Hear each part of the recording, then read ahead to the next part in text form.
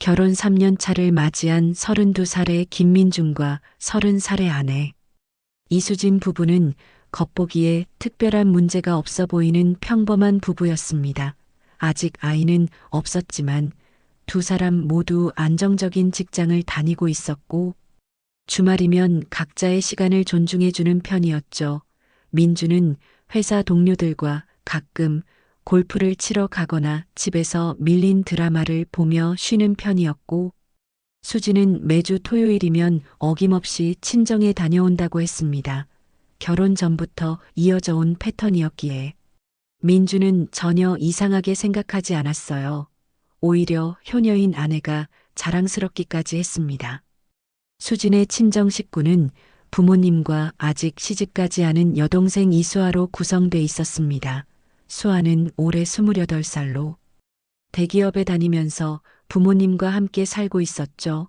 수지는 늘 토요일 오전 10시쯤 집을 나서서 저녁 6시에서 7시 사이에 돌아왔어요. 돌아올 때면 친정 어머니가 싸준 반찬 몇 가지를 들고 오곤 했고 민주는 그럴 때마다 고마운 마음에 장모님께 전화로 인사를 드리곤 했습니다. 결혼 생활은 평온했고 두 사람 사이에 큰 다툼이나 갈등도 없었어요. 민주는 수진을 믿었고 수진 역시 민준에게 다정한 아내로 보였습니다. 어느 토요일 아침이었습니다. 수진은 평소처럼 가벼운 옷차림에 작은 가방 하나만 들고 현관을 나섰죠. 민주는 거실 소파에 앉아 커피를 마시며 오늘은 뭘 할까 생각하고 있었어요. 특별히 약속도 없었고 그냥 집에서 쉬고 싶은 마음이었습니다. 수지는 문을 나서기 전 민준에게 말했죠. 오늘도 친정 다녀올게. 저녁 먹고 올 테니까 너무 늦지 않게 들어올게요. 민준은 고개를 끄덕이며 조심히 다녀오라고 손을 흔들었습니다. 평범한 주말의 시작이었어요. 아무런 의심도 없었고 아무런 불안감도 느끼지 못했습니다. 그렇게 수진이 떠난 후 민주는 혼자만의 시간을 즐겼어요. 밀린 빨래를 돌리고 청소를 하고 점심은 간단히 라면으로 때웠습니다. 오후에는 침대에 누워 평소 보고 싶었던 영화 한 편을 보다가 그만 잠이 들었죠. 깨어보니 어느새 저녁 5시가 넘어 있었습니다. 수진이 곧 돌아올 시간이었어요. 민주는 슬슬 일어나 저녁 준비를 할까 생각하며 냉장고를 열어봤죠. 그러다 문득 오늘 처제인 수아에게 안부 전화를 한번 걸어볼까 하는 생각이 들었습니다. 평소에도 가끔 안부를 주고받았으니 오늘도 그냥 가볍게 연락해보자는 마음이었어요. 평소에도 민주는 처제와 가끔 연락을 주고받는 편이었어요. 명절이나 생일 때는 물론이고 수아가 회사 생활에서 고민이 있을 때면 형부에게 조언을 구하기도 했습니다. 민준과 수아는 5년 정도 나이 차이가 났지만 서로 편하게 대화하는 사이였죠. 오늘도 그냥 가볍게 요즘 어떻게 지내냐고 물어볼 생각으로 전화를 걸었습니다. 벨이 몇 번 울린 후 수아가 받았어요. 형부 무슨 일이세요? 수아의 목소리는 평소처럼 밝고 경쾌했습니다. 민주는 별일 아니고 그냥 요즘 어떻게 지내나 싶어서 전화했어. 언니는 지금 거기 있지 하고 물었죠. 그런데 수아의 대답은 민준이 예상했던 것과 달랐습니다. 언니요, 오늘 안 왔는데요. 수아의 목소리에는 의아함이 묻어났어요. 민준은 잠시 멈칫했습니다. 뭐라고 언니가 오늘 안 갔어? 민준이 다시 물었죠. 수아는 네, 오늘 언니 안 왔어요. 아침부터 지금까지 집에 있었는데 언니 못 봤는데요. 하고 대답했습니다. 민준의 머릿속이 순간 하얘졌어요. 수지는 분명 오늘 아침 친정에 간다고 했는데 친정에 가지 않았다는 건 도대체 무슨 의미일까요? 민주는 당황스러움을 애써 감추며 그래, 내가 날짜를 헷갈렸나 보다 하고 둘러댔습니다. 수아는 형부 괜찮으세요? 하고 물었지만 민주는 응 괜찮아. 그냥 깜빡했나 봐 하고 급히 전화를 끊었어요. 전화기를 내려놓은 민준의 손이 미세하게 떨리고 있었습니다. 머릿속으로 여러 가지 생각이 스쳐 지나갔죠. 혹시 수진이 다른 친구를 만나러 간 건 아닐까? 아니면 어떤 개인적인 용무가 있었던 걸까 하지만 왜 그걸 숨겨야 했을까요? 왜 친정에 간다고 거짓말을 해야 했을까요? 민주는 불안감이 서서히 가슴을 조여오는 걸 느꼈습니다. 이제껏 한 번도 의심해 본 적 없던 아내였는데 오늘 처음으로 뭔가 이상하다는 생각이 들었어요. 시계를 보니 6시 30분이었습니다. 수진이 평소 돌아오는 시간이 다가오고 있었죠. 민주는 소파에 앉아 현관문만 바라보며 기다렸어요. 머릿속으로는 수진에게 뭐라고 물어봐야 할지 고민했습니다. 직접적으로 물어볼까? 아니면 자연스럽게 오늘 어땠냐고 물어보며 반응을 살펴볼까? 민준의 마음은 복잡했습니다. 6시 50분쯤 현관문이 열리는 소리가 들렸어요. 수진이 돌아온 것이었습니다. 다녀왔어요. 수진의 목소리는 평소와 다를 바 없이 밝고 편안했죠. 민주는 수진을 바라보았습니다. 수진은 손에 비닐봉지를 들고 있었어요. 엄마가 반찬 싸주셨어. 오늘 김치찌개랑 멸치볶음. 새로 만드셨대. 수진은 웃으며 말했습니다. 민주는 그래, 수고했어 하고 대답했지만 목소리에 힘이 없었어요. 수진은 민준의 미묘한 변화를 눈치채지 못한 채 부엌으로 가서 반찬을 냉장고에 넣었습니다. 민주는 거실에 그대로 앉아 있었죠. 머릿속으로는 계속 수아의 말이 맴돌았어요.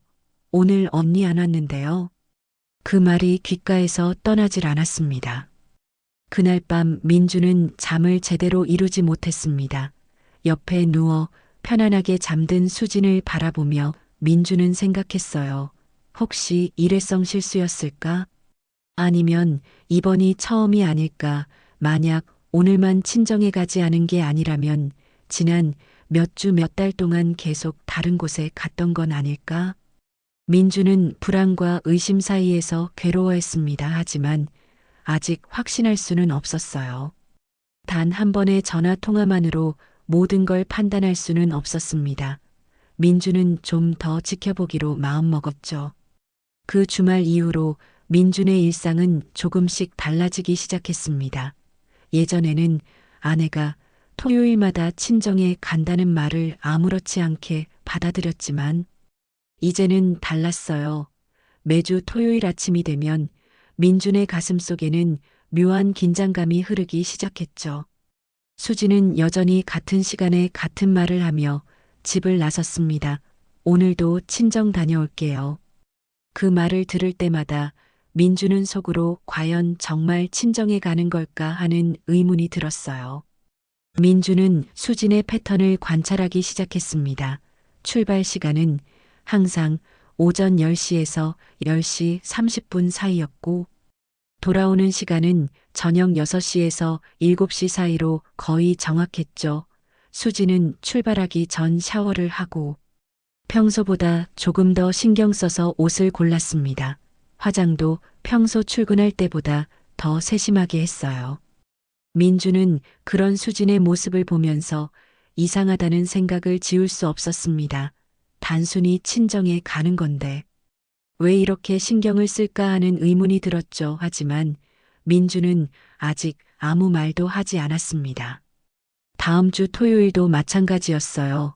수지는 어김없이 친정에 간다며 집을 나섰고 민주는 혼자 집에 남았습니다.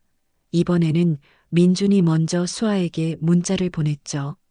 수아야, 오늘 언니 거기 있어. 민주는 조심스럽게 물었습니다.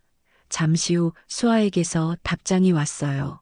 아니요, 형부 오늘도 언니 안 왔는데요. 혹시 무슨 일 있으세요?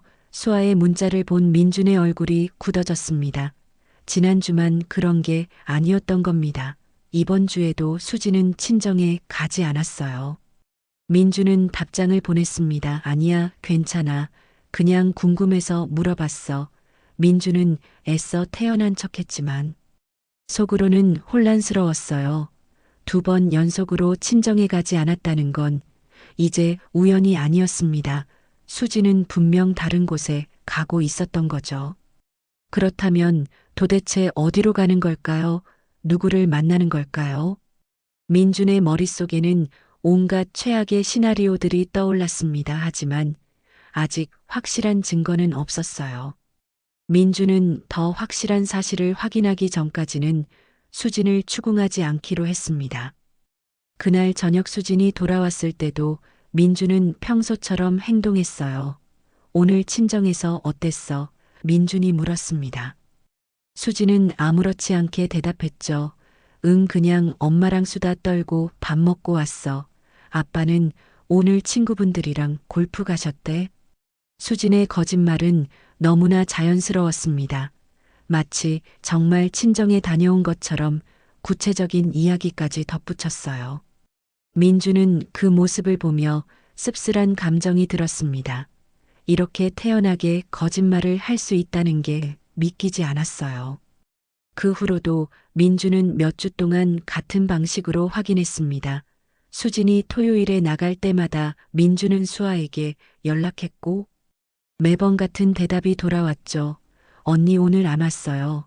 패턴은 명확했습니다. 수지는 매주 토요일마다 친정이 아닌 다른 곳으로 가고 있었던 겁니다.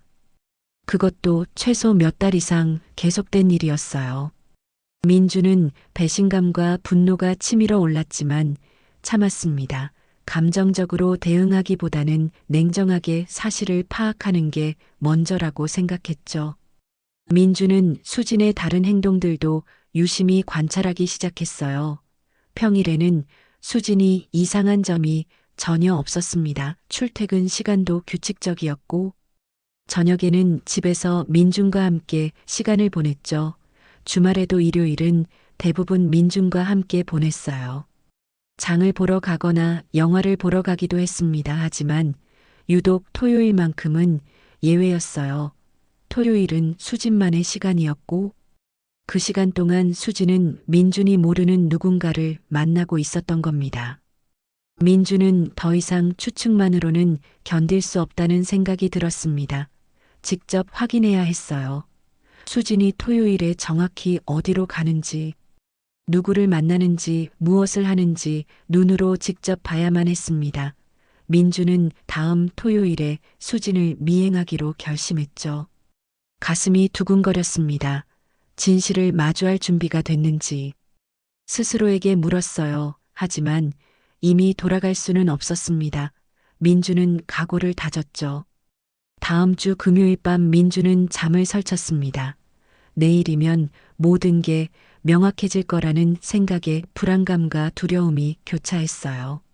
옆에서 편안하게 잠든 수진을 바라보며 민주는 복잡한 감정에 휩싸였습니다. 만약 정말 다른 남자를 만나고 있다면 어떻게 해야 할까? 만약 그게 단순한 만남이 아니라 더 깊은 관계라면 민주는 상상만으로도 괴로웠어요. 하지만 진실을 알아야 했습니다. 그래야 다음 단계로 나아갈 수 있었죠. 민주는 눈을 감고 내일을 기다렸습니다. 토요일 아침 해가 떠올랐습니다. 민주는 이미 새벽부터 깨어 있었어요. 오늘은 수진을 직접 뒤따라가기로 한 날이었죠. 민주는 평소처럼 행동해야 했습니다. 수진이 조금이라도 이상함을 눈치채면 안 됐어요. 아침 8시쯤 민주는 일어나 거실로 나왔고 수진은 부엌에서 간단한 아침을 준비하고 있었습니다. 민주는 자연스럽게 인사를 건넸죠. 잘 잤어. 수진은 웃으며 응, 잘 잤어. 오빠는 하고 대답했습니다. 두 사람은 평소처럼 식탁에 앉아 아침을 먹었어요. 식사를 마친 후 수진은 씻으러 들어갔습니다. 민주는 거실 소파에 앉아 텔레비전을 켜고 있는 척했지만 사실 머릿속으로는 계속 계획을 점검하고 있었어요. 민준의 차는 아파트 지하 주차장에 있었고 수진의 차 바로 근처에 주차돼 있었습니다. 수진이 출발하면 민주는 재빨리 차를 빼서 뒤따라갈 계획이었죠. 너무 가까이 붙으면 안 되고 그렇다고 너무 멀리 떨어지면 놓칠 수도 있었습니다. 민주는 긴장했지만 최대한 침착하게 행동하려고 애썼어요. 9시 30분쯤 수진이 방에서 나왔습니다. 평소보다 화장을 더 진하게 한 것 같았어요. 옷도 신경 써서 골랐는지 깔끔한 원피스를 입고 있었죠. 민주는 속으로 쓴웃음을 지었습니다. 친정에 간다면서 왜 저렇게 차려입는 걸까요? 수지는 가방을 챙기며 민준에게 말했어요. 오빠 나갔다 올게. 저녁 먹고 올게. 민주는 고개를 끄덕이며 응 조심히 다녀와 하고 대답했습니다. 현관문이 닫히는 소리가 들렸고 민주는 즉시 일어났어요. 민주는 창문으로 아파트 주차장을 내려다봤습니다. 잠시 후 수진의 흰색 차량이 주차장을 빠져나가는 게 보였죠. 민주는 재빨리 신발을 신고 현관문을 나섰습니다. 엘리베이터를 타고 지하 주차장으로 내려갔어요. 민준의 심장이 빠르게 뛰었습니다. 차에 시동을 걸고 주차장을 빠져나왔죠. 다행히 수진의 차량은 아직 멀리 가지 않았습니다. 신호등에서 대기 중이었어요.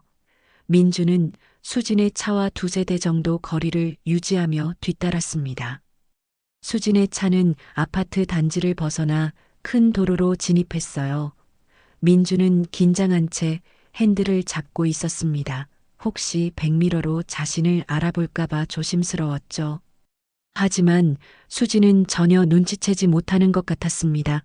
차는 계속 직진했고 민주는 적당한 거리를 유지하며 따라갔어요. 10분쯤 지났을 때 민주는 이상한 점을 발견했습니다. 수진의 차가 친정 방향과는 전혀 다른 길로 접어든 거예요. 친정은 아파트에서 남쪽 방향인데 수진의 차는 북쪽으로 향하고 있었습니다. 민준의 가슴이 철렁 내려앉았어요. 역시 친정에 가는 게 아니었습니다. 수진의 차는 계속 북쪽으로 달렸고 도심을 벗어나 외곽 지역으로 향했죠. 주변 풍경이 점점 한적해졌습니다.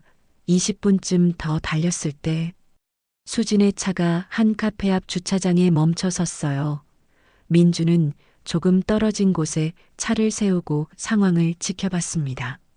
수진은 차에서 내리지 않고 그대로 앉아 있었어요. 누군가를 기다리는 것 같았습니다. 10분쯤 지났을 때 한 남자가 카페에서 나와 수진의 차 쪽으로 걸어왔어요. 30대 중반쯤 돼 보이는 남자였습니다. 키가 크고 체격이 괜찮았죠. 남자는 수진의 차 조수석 문을 열고 자연스럽게 탑승했습니다. 민주는 그 장면을 보며 온몸에 소름이 돋는 걸 느꼈어요. 두 사람은 차 안에서 잠시 이야기를 나눴고 곧 수진이 차를 출발시켰습니다. 민주는 다시 뒤따라갔죠. 손에 땀이 났고 호흡이 가빠졌지만 민주는 집중력을 잃지 않으려고 애썼습니다.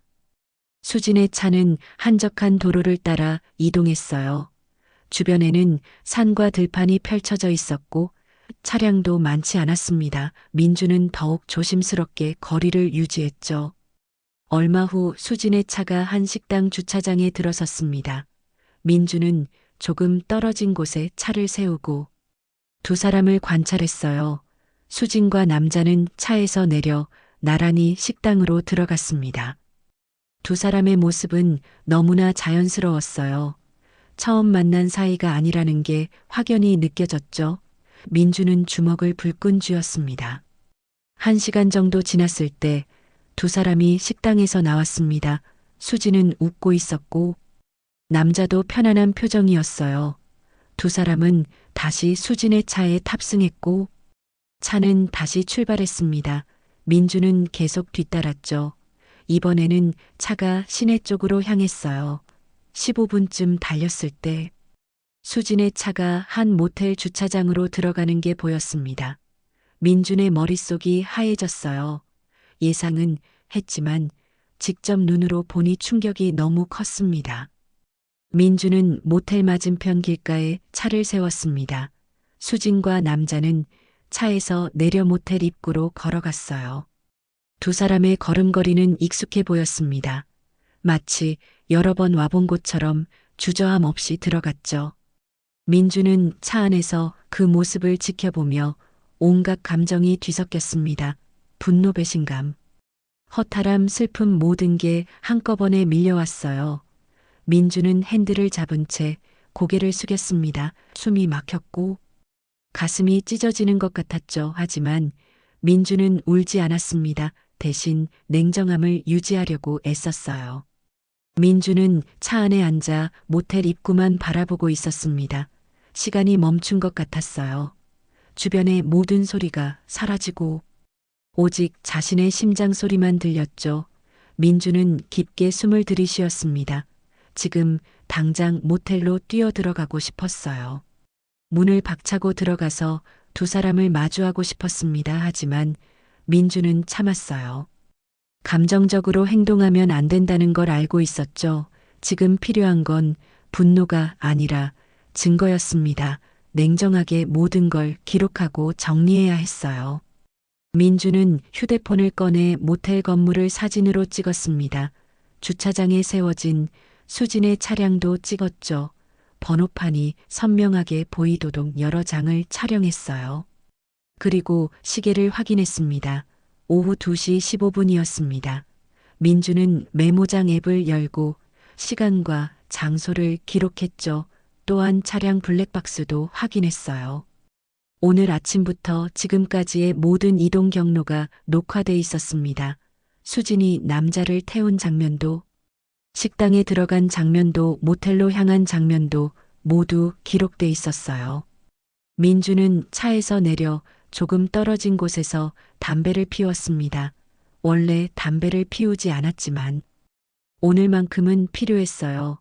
연기를 깊게 들이마시며 민주는 생각했습니다. 도대체 언제부터였을까? 수지는 언제부터 저 남자를 만났던 걸까? 오늘이 처음일 리 없었어요.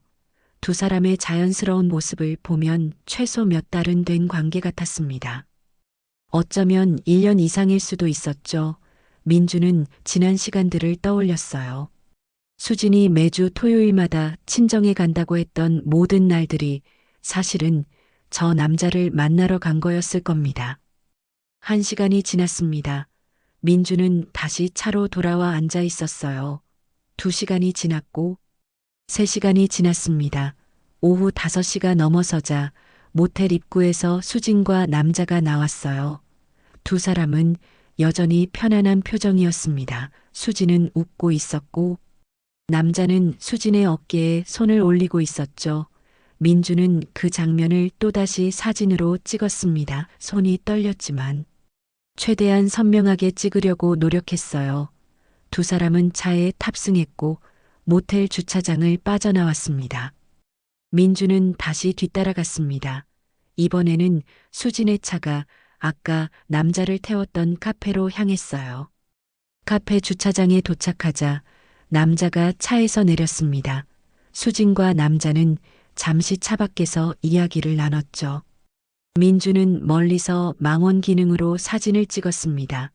두 사람이 포옹하는 장면도 찍혔어요.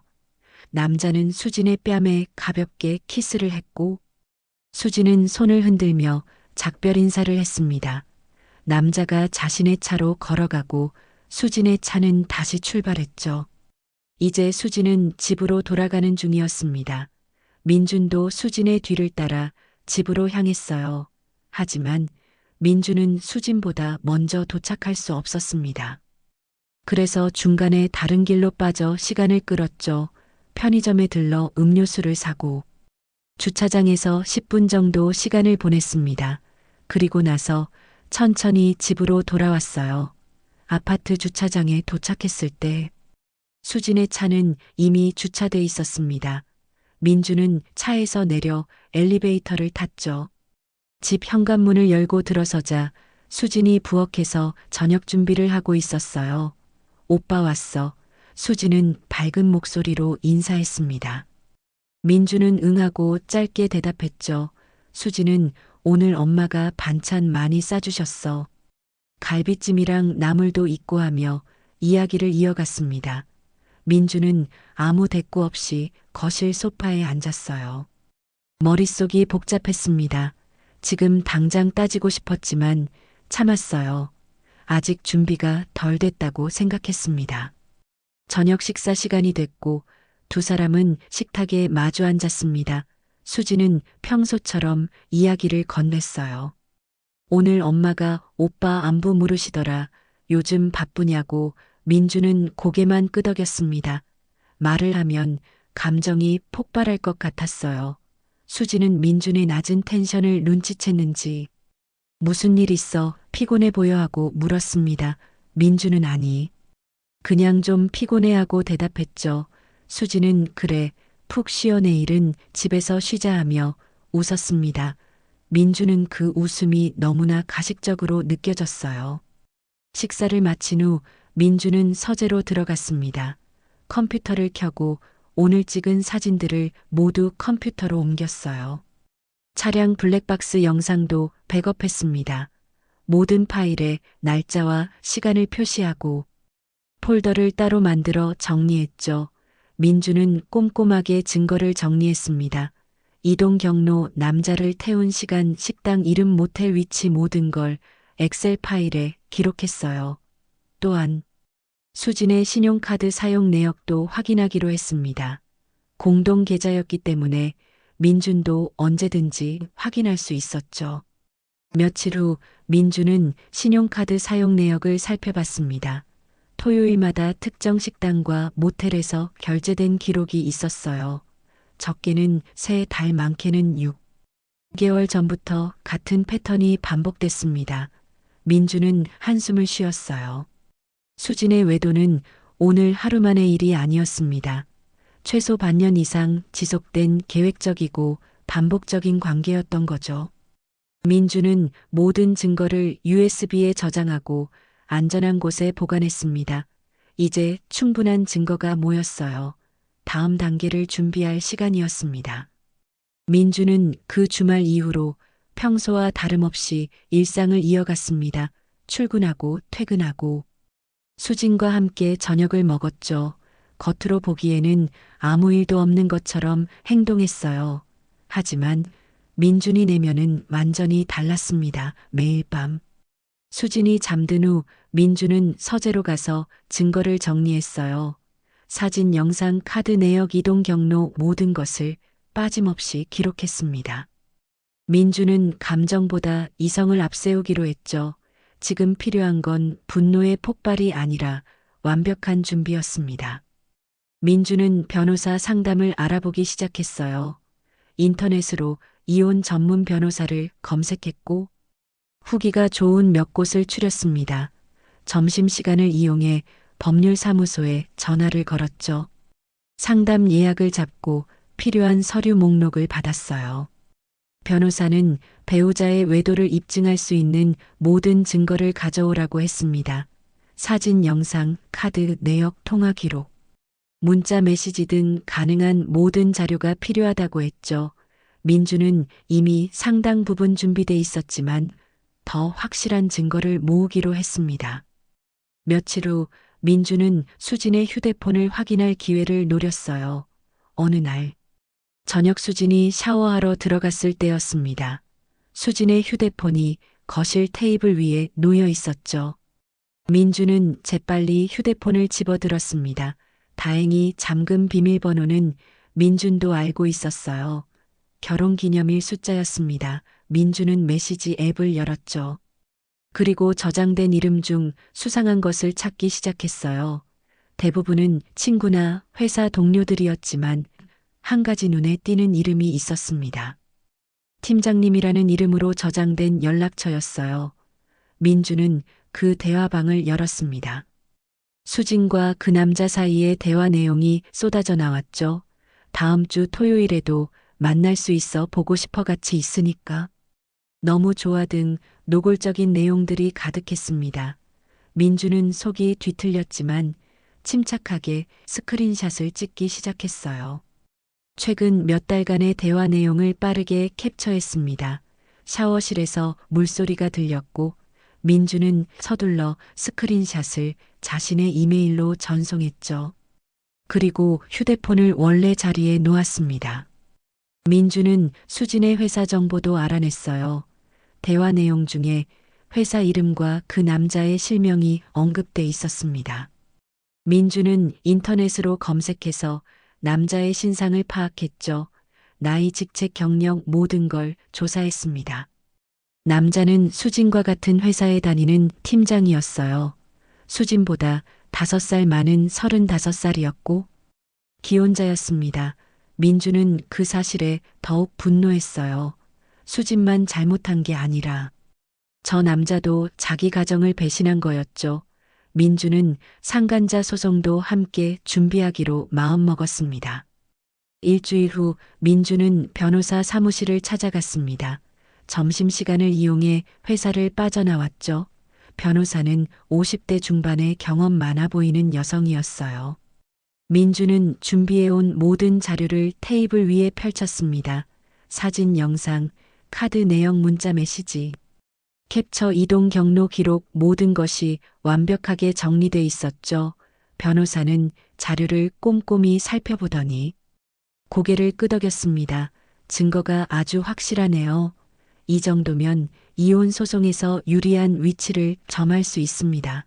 변호사가 말했어요. 변호사는 민준에게 앞으로의 절차를 설명했습니다. 먼저 배우자와 대화를 시도해 볼 수도 있지만 이미 신뢰가 무너진 상태라면 바로 법적 절차를 밟는 것도 방법이라고 했죠. 이혼 소송과 함께 상간자에 대한 손해배상 청구도 가능하다고 했습니다.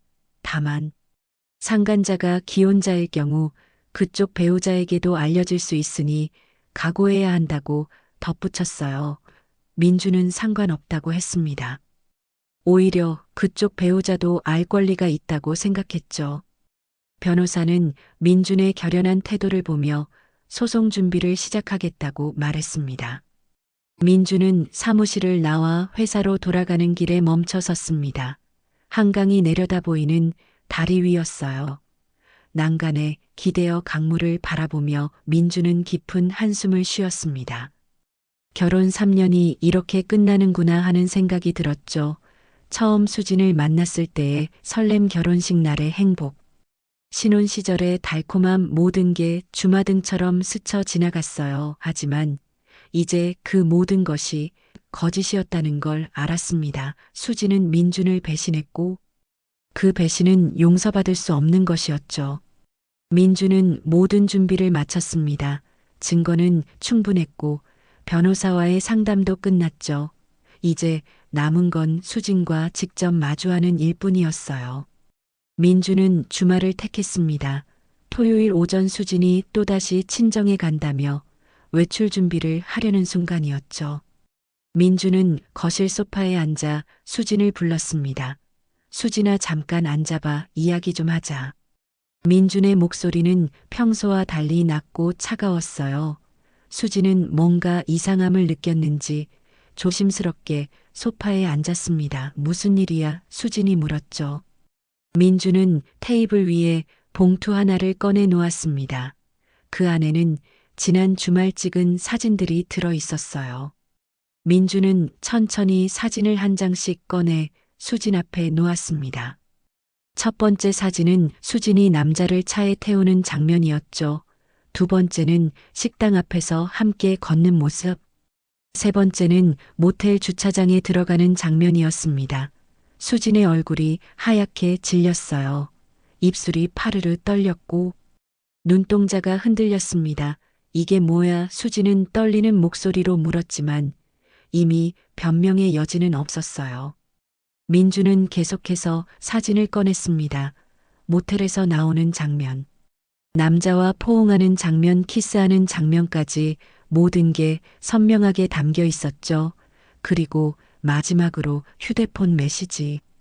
캡처 화면을 내밀었습니다. 팀장님이라고 저장된 남자와 나눈 대화 내용이 고스란히 드러났어요. 수지는 더 이상 아무 말도 하지 못했습니다. 손이 떨렸고 눈에서 눈물이 흘러내렸죠. 민주는 냉정하게 말했습니다. 언제부터였어? 대체 언제부터 나를 속인 거야? 수지는 고개를 숙인 채 흐느끼기 시작했어요. 미안해, 정말 미안해. 수진은 계속 사과했지만 민준의 마음은 움직이지 않았습니다. 미안하다고 끝날 일이 아니잖아. 넌 몇 달 동안 매주 나를 속이고 다른 남자를 만났어. 친정에 간다고 거짓말하면서 말이야. 민준의 목소리에는 분노와 배신감이 묻어났죠. 수지는 대답하지 못하고 계속 울기만 했습니다. 민준은 답답했어요. 우는 것으로 용서받을 수 있다고 생각하는 걸까요? 이미 모든 신뢰는 무너졌습니다. 민준은 물었습니다. 저 남자가 누구야? 회사 팀장이지 기혼자라던데. 수지는 깜짝 놀라며 고개를 들었어요. 민준이 그 남자의 신상까지 파악했다는 사실에 충격받은 표이었죠. 어떻게? 수진이 떨리는 목소리로 물었습니다. 민준은 차갑게 대답했어요. 어떻게든 다 알아냈어. 내가 얼마나 치밀하게 나를 속였는지, 매주 토요일마다 뭘 했는지 전부 다 알고 있어. 수지는 더 이상 변명할 수 없다는 걸 깨달았습니다. 그저 고개를 떨구고 눈물만 흘렸죠. 민주는 이어서 말했습니다. 변호사도 만났어. 이혼 소송 준비 중이야. 그리고 저 남자한테는 상간자 소송 걸 거야. 수지는 고개를 번쩍 들었어요. 오빠 제발 한 번만 용서해줘. 다시는 이런 일 없을 거야. 정말 미안해. 수지는 매달렸지만 민주는 고개를 저었습니다. 용서는 없어. 이미 끝났어. 우리 결혼은 내가 저 남자를 만나기 시작한 순간부터 끝난 거야. 민준의 목소리는 단호했어요. 수지는 계속 애원했지만 민주는 더 이상 듣지 않았습니다. 민주는 자리에서 일어났어요. 오늘부터 넌 집을 나가. 친정이든 어디든 가 있어. 내가 이 집에 남을 테니까. 수지는 놀란 표정으로 민준을 바라봤습니다. 오빤 어떻게 나 정말 잘못했어. 제발 한 번만 기회를 줘. 하지만 민준은 흔들리지 않았어요. 기회는 이미 내가 스스로 버렸어. 매주 토요일마다 나를 속일 때 넌 기회를 다 써버린 거야. 민준은 방으로 들어가 수진의 옷가지들을 가방에 담기 시작했습니다. 수진은 그 조습을 보며 절망했죠. 오후가 되자 수진은 짐을 싸서 집을 나섰습니다. 친정으로 가겠다고 했어요. 친정 부모님께는 아직 아무 말도 하지 않은 상태였죠. 수진은 현관문 앞에서 마지막으로 민준을 돌아봤습니다. 정말 다시 생각해 볼 수 없어. 수진이 물었지만 민준은 대답하지 않았어요. 그저 문을 열어 수진을 내보냈습니다. 문이 닫히는 소리와 함께 집 안은 고요해졌죠. 민준은 거실 소파에 주저앉았습니다. 모든 게 끝났다는 실감이 밀려왔어요. 가슴이 텅 빈 것 같았지만 동시에 후련함도 느껴졌습니다. 민준은 창밖을 바라봤어요. 하늘은 맑았고 햇살이 따스했습니다. 새로운 시작이 될 거라고. 민준은 스스로에게 말했죠. 고통스럽지만 이제 진실을 마주했고 올바른 선택을 한 겁니다. 민준은 변호사에게 전화를 걸었어요. 본격적으로 소송 절차를 시작하자고 말했습니다. 변호사는 알겠다고 대답했고 필요한 서류를 준비하겠다고 했죠. 민준은 전화를 끊고 깊게 숨을 들이쉬었습니다. 이제 법적 절차만 남았어요. 일주일 후 민준의 변호사는 정식으로 이혼 소송을 법원에 접수했습니다. 동시에 상간자인 남자를 상대로 손해배상 청구 소송도 함께 진행했죠. 법원에서 소장이 발송됐고 수진과 그 남자는 각각 소장을 받았어요. 수진은 친정에 머물고 있었는데 소장을 받고 나서 민준에게 여러 차례 전화를 걸었습니다. 하지만 민준은 받지 않았어요. 변호사를 통해서만 대화하라고 문자를 보냈죠. 더 이상 직접 대화할 이유가 없었습니다. 모든 건 법정에서 결정될 일이었어요. 수진의 부모님도 상황을 알게 됐습니다. 처음에는 수진이 직접 말하지 않았지만 소송 서류가 친정 주소로도 발송되면서 숨길 수 없게 됐죠. 수진의 아버지는 분노했고 어머니는 충격에 빠졌습니다. 딸이 결혼 생활 중에 외도를 저질렀다는 사실을 받아들이기 힘들었어요. 수진의 아버지는 직접 민준에게 전화를 걸었습니다. 사위야, 우리 딸이 잘못한 건 알지만 그래도 한 번만 용서해 줄 수 없겠니? 아버지의 목소리에는 애원이 섞여 있었죠. 하지만 민주는 단호했습니다. 죄송합니다. 아버님 이미 선을 넘었어요. 용서할 수 없습니다. 장인은 한숨을 쉬었습니다. 알겠네. 자네 마음도 이해하네. 우리 딸이 정말 잘못했어. 장인의 목소리는 풀이 죽어 있었어요. 민주는 아버님께 죄송하다고 말했습니다. 정말 좋은 분들이셨는데 이런 일로 인사드리게 돼서 송구스럽습니다. 장인은 아니야. 우리가 딸을 잘못 키운 거지. 자네한테 미안하네 하고 전화를 끊었죠. 민주는 착잡한 마음이었어요. 수진의 부모님은 좋은 분들이었고 민준을 아껴주셨는데 이렇게 관계가 끝나는 게 안타까웠습니다. 하지만 돌이킬 수는 없었어요. 한편 상간자인 남자도 소장을 받고 큰 충격에 빠졌습니다. 남자의 아내에게도 상황이 알려졌죠. 남자의 아내는 남편이 회사 후배와 불륜 관계였다는 사실을 처음 알게 됐어요. 집안은 순식간에 난리가 났습니다. 남자의 아내는 울부짖었고 남자는 변명조차 하지 못했죠. 증거가 너무나 명확했기 때문입니다. 남자의 아내는 곧바로 이혼을 요구했어요. 남자는 무릎 꿇고 빌었지만 아내의 마음은 돌아서지 않았습니다. 남자는 직장에서도 소문이 퍼지기 시작했어요. 회사 내부에서 남자와 수진의 관계가 알려지면서 두 사람은 큰 곤욕을 치렀습니다. 특히 남자는 기혼자 신분으로 부하 직원과 부적절한 관계를 맺었다는 사실이 인사팀에 보고됐죠. 회사는 내부 조사를 시작했고 남자는 징계위원회에 회부됐습니다. 수진 역시 같은 처지였어요. 두 사람은 회사에서 손가락질을 받았고 동료들의 시선을 견디기 힘들어했죠. 결국 남자는 권고사직을 받았고 수진도 스스로 사표를 냈습니다. 두 사람 모두 직장을 잃게 된 겁니다. 법원에서는 조정 기일이 잡혔습니다. 민준과 수진 그리고 양측 변호사가 한자리에 모였죠. 수진은 여인 모습으로 나타났어요. 머리는 푸석했고 화장기 없는 얼굴은 창백했습니다. 민준을 보자 수진은 고개를 숙였어요. 조정위원은 양측의 의견을 들었습니다. 수진 측 변호사는 합의 이혼을 제안했죠. 재산 분할도 최소한만 요구하겠다고 했습니다. 하지만 민준은 거부했어요. 재판으로 가겠다고 했죠. 수진의 유책 사유가 명확하기 때문에 재산 분할에서도 민준이 유리한 위치였습니다. 상간자 소송도 진행됐습니다. 남자 측에서는 합의금을 제시했어요. 조용히 마무리하고 싶다는 의사를 밝혔죠. 민준의 변호사는 합의금 액수를 높게 책정했습니다. 남자는 받아들일 수밖에 없었어요. 이미 직장도 잃었고 아내와도 이혼 위기에 처한 상황이었습니다. 더 이상 법정 다툼을 이어갈 여력이 없었죠. 결국 남자는 민준이 요구한 금액을 지불하기로 합의했습니다.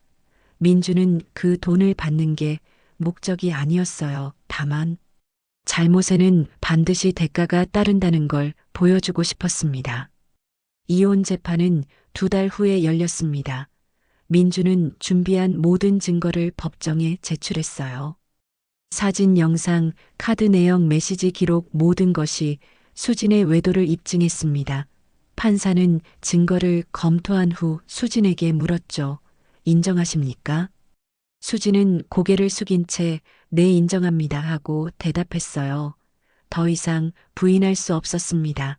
판사는 민준에게 유리한 판결을 내렸습니다. 이혼이 확정됐고 재산 분할 비율도 민준에게 유리하게 결정됐죠. 위자료도 민준이 받기로 했습니다. 재판이 끝난 후 민준과 수진은 법원 복도에서 마주쳤어요. 수진은 민준을 보며 말했습니다. 정말 미안해. 내가 모든 걸 망쳤어. 수진의 목소리는 떨리고 있었죠. 민주는 잠시 수진을 바라봤습니다. 그리고 조용히 말했어요. 이제 각자 살아가자. 행복하길 바라. 민준의 말에는 더 이상 미련이 없었습니다. 수진은 고개를 숙이고 눈물을 흘렸죠. 민주는 돌아서서 법원을 나섰습니다. 뒤돌아보지 않았어요. 이제 정말로 모든 게 끝났습니다. 이혼이 확정된 지 석 달이 지났습니다. 민주는 새 아파트로 이사했어요.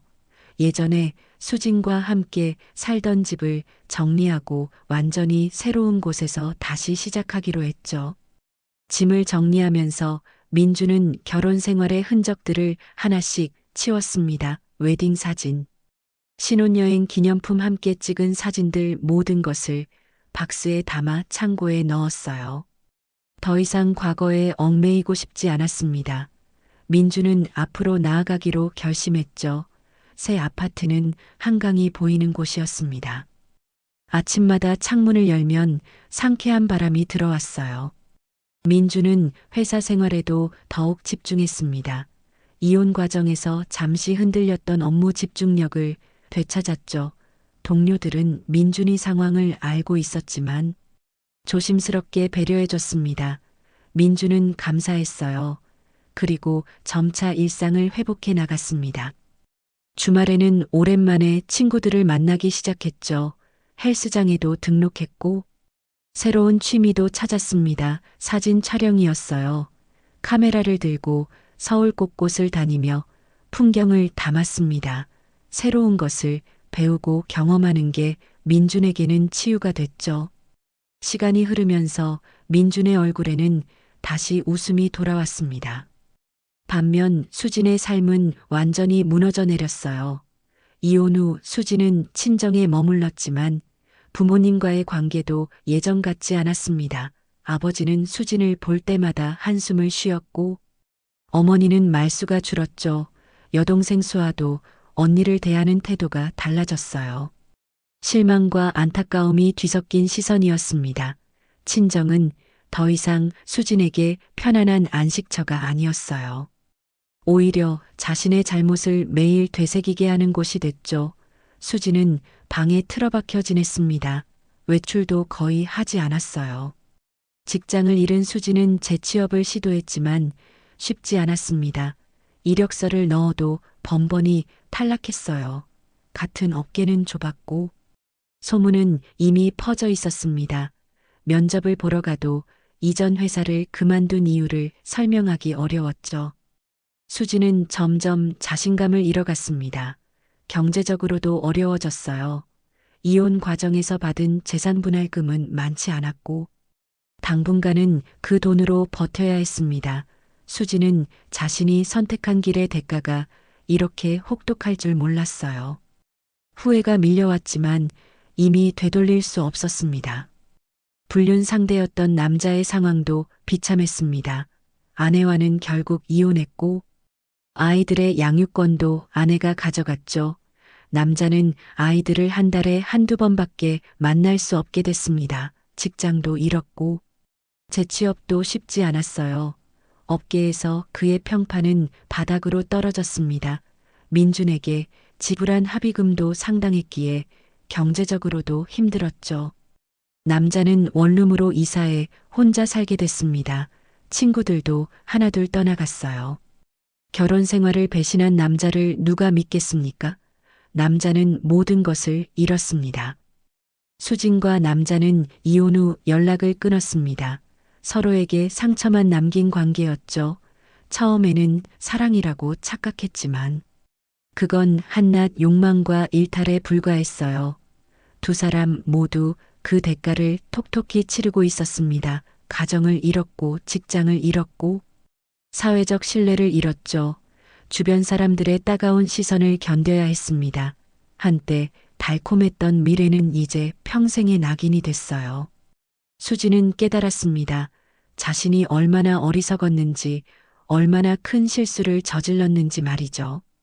아이러니하게도 수진이 가장 안전하다고 믿었던 거짓말이 모든 것을 무너뜨린 시작이었습니다. 친정에 간다는 말. 그 단순해 보였던 알리바이가 결국 파멸의 씨앗이었죠. 만약 다른 핑계를 댔다면 어땠을까요? 하지만 이미 벌어진 일이었어요.